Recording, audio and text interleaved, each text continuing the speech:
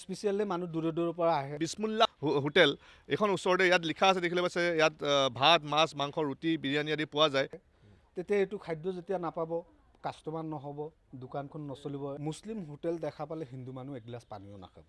এইটো যিটো অঞ্চল এইটো সম্পূৰ্ণভাৱে জালুকবাৰী যোনটো বজাৰ বুলি কয় এইখিনি অঞ্চল, আৰু ইয়াত সম্পূৰ্ণ সংখ্যালঘু প্ৰধান অঞ্চল। আৰু ইয়াত যিসমূহ দোকান আছে চক এখনৰ পিছত আন এখন অতি ওচৰা ওচৰিকৈ এইসমূহ দোকান আছে। ইয়াত বিসমুল্লাহ হোটেল এইখন ওচৰতে ইয়াত লিখা আছে দেখিলে পাইছে ইয়াত ভাত মাছ মাংস ৰুটি বিৰিয়ানী আদি পোৱা যায় ইয়াত। আৰু তাত যিসমূহ ছবি ইয়াত দেখিবলৈ পাইছে তাৰ লগতে যদি আমি কিছু ইয়াৰ পৰা যদি কিছু দূৰৰ পৰা দেখুৱাই আমি কিছু আগবাঢ়ি গৈছোঁ দেখুৱাবৰ কাৰণে। ইয়াত চক আন এখন হোটেল অতি ওচৰা ওচৰিকৈ এইসমূহ হোটেল আছে। এইখন আন এখন আপোনাৰ ৰাহমানিয়া হোটেল, এইখন এখন হোটেল আপোনাৰ ইয়াত দেখিবলৈ পাইছে। আৰু ইয়াতো গোমাংস পোৱা গৈছিলে আজিলৈকে, আজি নিশালৈকে এতিয়া তেওঁলোকে হোটেল খোলা ৰাখিছে। তাৰ লগতে কিছু দূৰণিৰ পৰা যদি দেখুৱায় তেন্তে এইখন আন এখন হোটেল আছে, তাজ হোটেল বুলি এখন হোটেল আছে।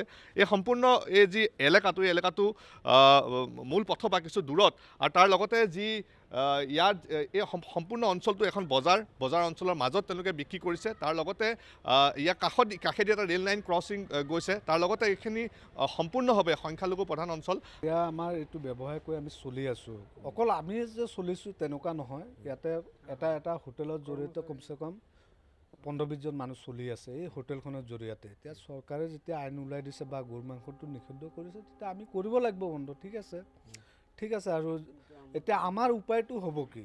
চৰকাৰক আমি এইটোৱে আহ্বান জনাওঁ যে আমাক কিবা এটা ব্যৱস্থা কৰি দিয়ক যে আমি যে চলি পিৰি খাব পাৰোঁ। এতিয়া ইমান হাজাৰ মানুহ বেকাৰ হৈ যাব। আমাৰ তেনেকুৱা শিক্ষা নাই যে কিবা এটা চাকৰি কৰিম বা কিবা এটা কৰিম। এই হোটেলখনৰ জৰিয়তে আমি চলি আছোঁ। এতিয়া আজিৰ পৰা গৰু মাংস বন্ধ কৰি দিছে। এতিয়া আপোনালোকৰ হোটেলৰ যোনটো মূল বিক্ৰী হয় আপোনালোকৰ গৰু মাংসই বিক্ৰী হয়, কাৰণ সেইটো খাবলৈকে বহু লোক আহে। হয়। ইয়াতেতো বহুত দূৰৰ পৰা মানুহ আহে, কিয় জানে এইটো এটা মুছলিম এৰিয়া বা আমি মেইন ৰোড ছাইডো নহয়, আমি ভিতৰীয়া ছাইডত দেখিছে আপোনালোকে মেইন ৰোডৰ পৰা কিমান ভিতৰত বিক্ৰী কৰি আছোঁ। আৰু ইয়াতে অকল মুছলিম মানুহখিনিয়ে আহে, ইয়াতে হিন্দু মানুহ নাই। তেনেকুৱা এটা যদি চৰকাৰে সুবিধা কৰি দিব পাৰে যে গলিৰ ভিতৰত বা মেইন ৰোডত নহয়, ভিতৰৰ পৰা যদি চলাব পাৰে, এইটো দিব পাৰিলে খুবেই ভাল হ'ল হয়। এতিয়া আজিলৈকে নিশালৈকে আপোনালোকে দোকান খোলা ৰাখিছে। এতিয়া কাইলৈৰ পৰা যিহেতু আপোনালোকে গো মাংস বিক্ৰী কৰিব নোৱাৰিব, আপোনালোকৰ কেইবাজনো কৰ্মচাৰীও আছে যিহেতু। আৰু কাইলৈ চাওক যেতিয়া আপোনালোকৰ এইটো এটা নৰ্মেল যেতিয়া আপোনালোকে আইনটো মানিব, কেন্দ্ৰীয় কেবিনেটৰ যি সিদ্ধান্ত লৈছে যে কাইলৈতো আপোনালোকৰ ইয়ালৈ কোনো সাধাৰণকৈ আপোনাৰ যোনটো নৰ্মেল ভাত সেইটো খাবলৈতো কোনো নাহে, গো মাংস বন্ধ আপোনালোকৰ, তেতিয়া কৰ্মচাৰীসকলৰ কি হ'ব? চাওক, আমি হ'লো মুছলিম মানুহ, আৰু মুছলিম হোটেল দেখা পালে হিন্দু মানুহ এগিলাচ পানীও নাখাব। অকল আমাৰ মুছলিম মানুহ আহিব। যেতিয়া এইটো খাদ্যৰ কাৰণে স্পেচিয়েলি মানুহ দূৰৰ পৰা আহে, তেতিয়া এইটো খাদ্য যেতিয়া নাপাব কাষ্টমাৰ নহ'ব, দোকানখন নচলিব। এটা দোকানত কিমান টকা ভাড়া হয়, ইমান মানুহ চব বেকাৰ হৈ যাব। আৰু বন্ধ কৰিব লাগিব তেতিয়াহ'লে দোকানখন। ইয়াত কেইখন হোটেল আছে আপোনালোকৰ ইয়াত গো মাংস বিক্ৰী কৰা? ইয়াতে আছে 4-5খন আছে। এটা কথা আপোনালোকেতো শুনিছে, আপোনালোকে দেখিছে, বাতৰি পঢ়িছে আপোনালোকে এই মুহূৰ্তত, যিহেতু কথাটো হ'ল যে গো মাংস কিন্তু সম্পূৰ্ণ নিষিদ্ধ এতিয়া ক'বলৈ গ'লে। সেয়াই কৈছোঁ, চৰকাৰক আহ্বান এইটোৱে জনাইছোঁ যে গৰু মাংসটো নিগিল কৰক, ঠিকে আছে, কিন্তু পূৰা নিষিদ্ধ কৰিব নালাগে। কিন্তু অলপ এৰিয়া চাই হেৰি কৰক, মানে মেইন ৰোডত যে হ'ব নালাগে, পাব্লিক প্লেচৰ ভিতৰত যেতিয়া হ'ব নালাগে। তেনেকুৱা হ'লে ভাল হ'লে, এটা ছেফ হিচাপত চলিলে, মুছলিম হোটেলখিনিও চলিলে। আৰু যিবিলাক নিৰ্দিষ্ট এলেকাত দিলে ভাল হয়। আৰু মোৰ মতে আৰু অলপ মানে নিৰ্দিষ্ট এলেকাত দিলে ভাল হয়, মানে যে মানুহখিনি ভিতৰত গম পাব যে তাতে মুছলিম এৰিয়া আছে, এৰিয়াৰ ভিতৰত মুছলিম হোটেল এখন থাকিব, তেতিয়াহ'লে চবেই চলিব পাৰিব। যে পাব্লিক প্লেচত যেতিয়া নহয়, মেইন ৰোডত নহয়, তেনেকুৱা হ'লে ভাল হয়। আৰু ইয়াত প্ৰতিদিনে আপোনালোকৰ কিমান গ্ৰাহক আহে? আপোনালোকৰ মাহিলী উপাৰ্জন কিমান? মাহিলীও কিমান হ'ব, 15-20 হাজাৰ এনেকুৱা। প্ৰতিদিনে কিমান গ্ৰাহক আহে? 70-80-100ৰ ভিতৰত আহে। কিয় হোটেল বহুত হৈ গৈছে, কম্পিটিশ্যন বহুত। যেনে তেনে আৰু চলি আছোঁ আমি, তেনেকুৱা লাভৱান নহয়। যেনে তেনে চলি আছোঁ আমি, যেনেকুৱা পেটটো পুহি আছোঁ। দাদা আপুনি অলপ আগবাঢ়ি আহক। আপোনাৰ হোটেলৰ নামটো কি? আমাৰ হোটেলৰ ৰহমানিয়া হোটেল। ৰহমানিয়া হোটেল মোৰ হোটেলৰ নামটো। মানে যোনটো সিদ্ধান্ত চৰকাৰে লৈছে, কি ক'ব এই সম্পৰ্কত আপোনাৰ মন্তব্য কি? ঠিক আছে, চৰকাৰৰ এতিয়া ধৰকচোন কানুন হিচাপে চৰকাৰে এখন আইন বনাইছে, আইনখন আমি মানি লৈছোঁ। মানি লোৱাতে আমি বাধ্য বা মানিব লাগে, সেইটো ভাল কথা। এতিয়া কথাটো হৈছে কি এতিয়া আমাৰ লগত ধৰকচোন ধৰক 7-8জন 9জন কৰ্মচাৰী আছে, কৰ্মচাৰী চলি আছে। এতিয়া কালিৰ পৰা যে সিদ্ধান্ত লৈছে এতিয়া সেইটো আমালোকে ভাবি আছোঁ এতিয়া কালিৰ পৰা ৰাতিপুৱাৰ পৰা আমাৰ কি হ'ব, এই মানুহজনৰ কি হ'ব, আমি কেনেকৈ চলিম, সেইটো এটা ভাৱনা মানে চিন্তাচৰ্চাত মানে পৰি গৈছোঁ আমি এতিয়া চৰকাৰে মানে এতিয়া আমি চৰকাৰৰ আশাত আছোঁ আৰু এতিয়া চৰকাৰে কিবা যদি আমাক এটা সহায় কৰে বা কিবা এটা ব্যৱস্থা কৰি দিয়ে মানুহবিলাক আমি চলিব লাগিব। আমি যদি এতিয়া বেয়া কামো কৰিব নোৱাৰিম বা কিবা এটা বেলেগ কৰিবও নোৱাৰিম, দুখী হ'ম, তেতিয়াহ'লে আমি এতিয়া কিবা এটা কৰ্ম কৰি খাই আছোঁ, সৰু সৰু পেটখন হ'লে ল'ৰা ছোৱালী লৈ চলাই আছোঁ, স্কুল পঢ়ি আছে ল'ৰা ছোৱালী বা হেৰি কৰি আমি চলি আছোঁ। সেই বস্তুটো আমি বিচাৰিছোঁ, চৰকাৰৰ কথা আমি মানি লৈছোঁ, এইটো ৱেলকাম কৰিছোঁ, কৰাৰ পিছতো ধৰকচোন এতিয়া চৰকাৰে আমাৰ ফালে অকণমান চালে ভাল পাওঁ আৰু।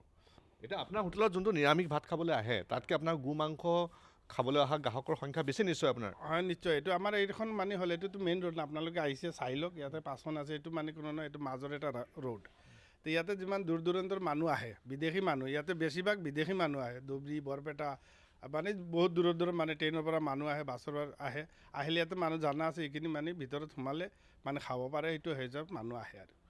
হোটেল ৰেষ্টুৰেণ্টত বন্ধ হৈছে, তাৰ লগতে আপোনাৰ যিহেতু ৰাজহুৱা অনুষ্ঠানতো বন্ধ হ'ব, আপোনালোকৰ যিহেতু বন্ধ কৰা হৈছে, আপোনালোকৰ বিবাহ অনুষ্ঠানতো খুৱাব নোৱাৰিব, কিবা ধৰ্মীয় অনুষ্ঠানত যিসমূহ আপোনালোকে খুৱায় তাতো বন্ধ হ'ব। তো এইটো কেনেদৰে লৈছে আপোনালোকে, এইটো যিটো সিদ্ধান্ত আপোনালোকে কেনেদৰে ভাবিছে এই কথাটো? একচুৱেলি কিন্তু এই সিদ্ধান্ত মোৰ হিচাপত ঠিক নহয়, কিয় এজন মানুহৰ খাদ্য বন্ধ কৰি দিয়া এইটো এটা মোৰ হিচাপত ভাল লগা নাই এইটো কথা। এতিয়া কোনে কি খাব, উৎসৱ আছে বা কাৰোবাৰ ঘৰত বিয়া এটা লাগিছে, কি খাব এতিয়া চব যদি চৰকাৰকে কৈ পেলাই খাব লাগে, এইটোতো মোৰ মতে ভাল লগা নাই। মানে পাকঘৰত কি ৰান্ধিব এইটোও যদি আৰু চৰকাৰক ক'ব লাগে বা দিব লাগে, যে এইটোতো মোৰ মতে ভাল নহয়, মোৰ মতে এইটো ভাল নহয়। কিন্তু কিয় মানুহ খাদ্য বস্তু খাবই খাদ্য বস্তু, এইবিলাক বস্তুটো অলপ মানে আমাৰ মিলক সৰু সৰু মানুহ বা আমি হেৰি এতিয়া চৰকাৰে মানে হেৰি কৰি চাব লাগে যে কোনে কাৰ কিচেনত কিবা বনাই খাই আছে বা কি কৰি আছে, সেইটো নাচাই কিনে যদি বেলেগ পালে চাই চৰকাৰে কিজানি আমি অলপ সুখী হ'লোঁ হনে বা ভাল লাগিলে হনে। আজি ধৰক বস্তুৰ ইমান দাম, বহুত কষ্টত আমি চলি আছোঁ, চৰকাৰেও ভালকৈ জানে যে নাই এইবিলাক বস্তু বহুত দাম চলি আছে বা হেৰি কৰি খাব আছে, বহুত হেৰি হৈছে, বহুত কষ্টত মানুহ আমি আছোঁ আৰু এতিয়া চৰকাৰৰ লগততো আমি ক'ব নোৱাৰিম যে নাই আমাৰ এনেকৈ হৈছে, আমি কিবা কাৰণত মানে কিবা কৰি চলি আছিলোঁ আৰু।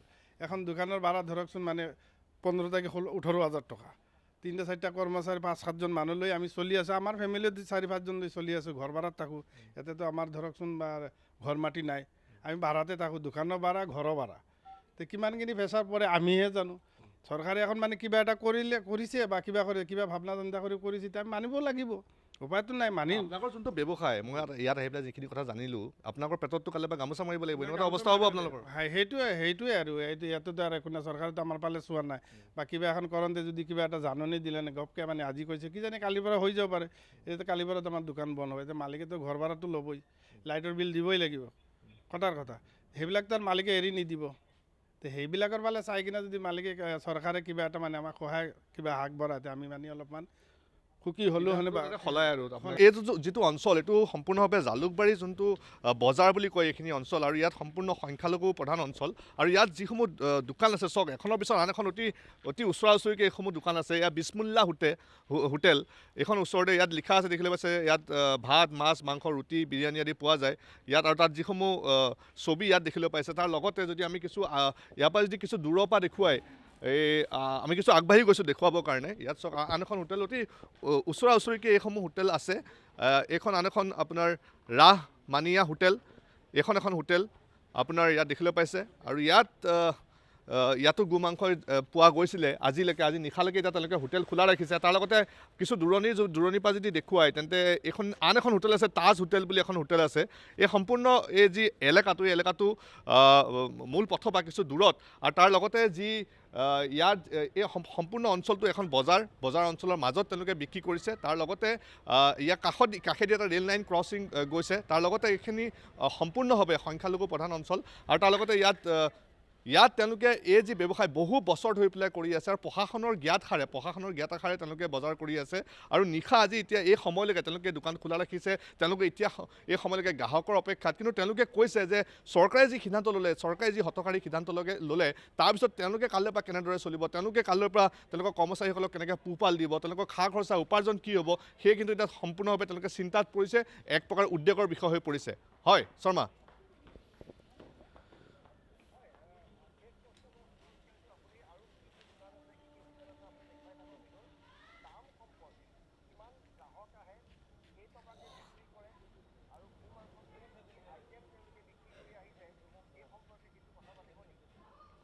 হয় হয় নিশ্চয় দাদা আপোনালোকৰ হোটেলৰ ধৰি লওক আপোনাৰ যিমান গ্ৰাহক আহে ধৰি লওক আপোনালোকৰ ডেইলি আপুনি কিমান বুলি আহে বুলি ক'লে আপুনি 100-150 হোটেলটো বহুত আছে ইয়াতে কমচে কম 1000ৰ ওপৰত কাষ্টমাৰ আহি যায় আৰু আপোনাৰ মানে ধৰি লওক আপোনাৰ গু মাংসৰ প্লেটৰ সৈতে যোনটো ভাত আপোনালোকে যোনটো ডিছ ছাৰ্ভিচ কৰে তাত আপোনালোকৰ কিমানকৈ প্ৰতি প্লেটত কিমানকৈ 100 টকা 100 টকা গু মাংস থকা প্লেটৰ সৈতে ন হয় ভাত ভৰপেট খাব পাৰে আৰু পেট ভৰাই মানে আপোনাৰ ফুল খাব পাৰে আৰু মানে 100 টকাত আইটেম কেনেকুৱা ধৰি লওক গু মাংসৰ বিভিন্ন ধৰি লওক আপোনালোকৰ ড্ৰাই পকৰণ থাকে বিভিন্ন এইটো কোনোবা কাৰী খাব খোজে কাৰী আছে কোনোবা ভুনা খাব খোজে ভুনা আছে আৰু লগত ভেজ অলপমান থাকে লগত দালি ভাজি এইবিলাক মানে ভেজৰ আইটেম পূৰা থাকে আৰু লগত কিমান প্লেটবোৰৰ দাম কেনেকুৱা বিভিন্ন ধৰণৰ এই 100 টকাই চবৰে 100 টকা 100 টকাই আপোনালোকে যোনটো গৰু মাংসৰ যোনটো মূৰৰ যোনটো খোলা তাৰ যোনটো আপোনাৰ ঘিউ আপোনালোকে এটা যে ফ্ৰাই কৰি বনায় সেইটো কেনেকুৱা প্লেট 70 টকা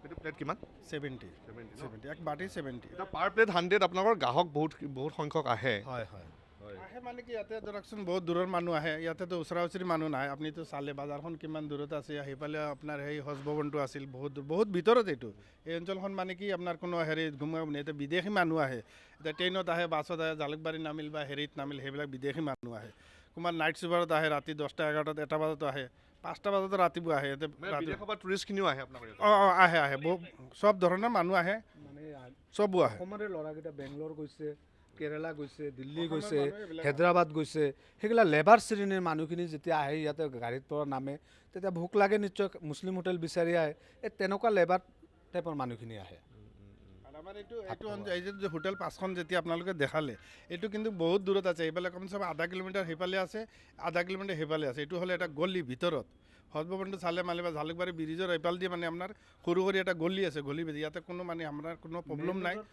নিশা আপোনালোকে এইটো সময়লৈকে যে আপোনালোকে খোলা ৰাখিছে এতিয়াও গ্ৰাহক আহে আপোনালোকৰ এতিয়া মানে লাষ্ট টাইম এটা দুটাকৈ আহি 2-4টাকৈ আহি থাকে আৰু আমাৰ চাওক মেইন ৰোডৰ পৰা কমচে কম 100 মিটাৰ হ'ব ন 100 মিটাৰ দূৰত আমাৰ হোটেল আছে 100 মিটাৰছে বেছি হ'ব আমাৰ হোটেল আছে ভিতৰলৈকেও আছে ন এইটো এই মেইন ৰোডটো বহুত দূৰ আছে ন মেইন ৰোড বহুত দূৰ আছে আৰু ভিতৰলৈ আছে নেকি না আৰু নাই এই লাষ্ট ৰেল লাইন আছে আৰু ইয়াতে চব মুছলিম মানুহ হিন্দু মানুহ নাই আপোনালোকৰ চিন্তাত পৰিছে মূল কথা হ'ল চিন্তাতো এতিয়া আমাৰ ডাইৰেক্ট ইনকাম বন্ধ হৈ গ'ল ন এতিয়া ঘৰ ভাড়া আছে ইমানকেইটা ষ্টাফ আছে এতিয়া আমি কি কৰিম